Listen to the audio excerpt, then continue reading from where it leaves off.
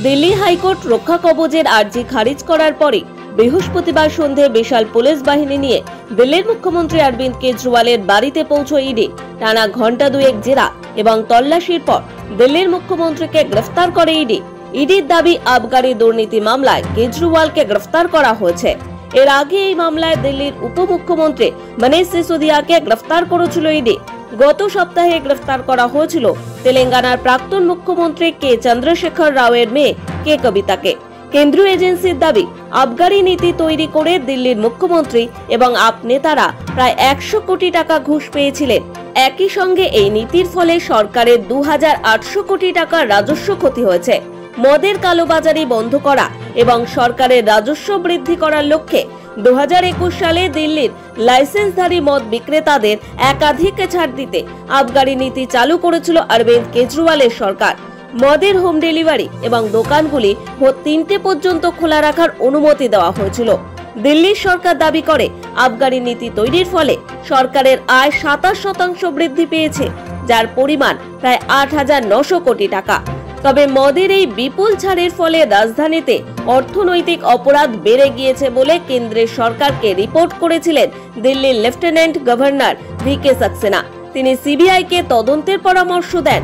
পরে এই নীতি প্রত্যাহার করে দিল্লি সরকার। তবে আবগারি নীতি নিয়ে মামলা হয়। তার তদন্তে নেমে ইডি দাবি করে, আবগারি নীতি চালু করে অন্তত 100 কোটি টাকা ঘুষ নিয়েছিলেন দিল্লির মুখ্যমন্ত্রী কেজরিওয়াল সহ আপ নেতারা। সরকারের বাড়তি রাজস্ব আদায়ের কথা বলে আদতে কিছু ব্যবসায়ী সুবিধা করে দেওয়া হয়েছিল। তদন্তকারী সংস্থার আরও দাবি, মদের পাইকারি বিক্রেতাদের জন্য 12% লাভের ব্যবস্থা করে দিয়ে তাদের কাছ থেকে 6% ঘুষ হিসেবে নিয়েছিলেন আপ নেতারা, যার ফলে একদিকে সরকারের রাজস্ব ক্ষতি হয়েছিল প্রায় 2800 কোটি টাকা, অন্যদিকে আপ নেতাদের পকেটে ঢুকেছিল 100 কোটি টাকা।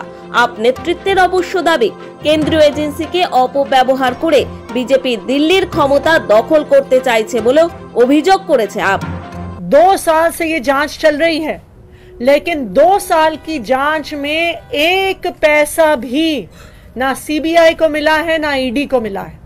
लेकिन जैसे ही चुनाव की घोषणा होती है तो अरविंद केजरीवाल जी को गिरफ्तार कर लिया जाता है। क्यों? इसलिए किया जाता है क्योंकि प्रधानमंत्री नरेंद्र मोदी जी को पता है कि अगर कोई एक नेता उनको चैलेंज करने वाला है तो उस नेता का नाम अरविंद केजरीवाल है। কেজরিওয়ালই দেশের প্রথম রাজনীতিক যিনি মুখ্যমন্ত্রী পদে বসে থাকাকালীন গ্রেফতার হলেন।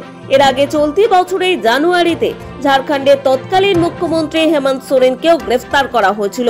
তবে গ্রেফতারের আগেই তিনি মুখ্যমন্ত্রী পদ থেকে ইস্তফা দিয়েছিলেন। ফলে ভারতের ইতিহাসে প্রথম সিটিং মুখ্যমন্ত্রী হিসেবে গ্রেফতার হলেন কেজরি। ব্যুরো রিপোর্ট, সময়, কলকাতা।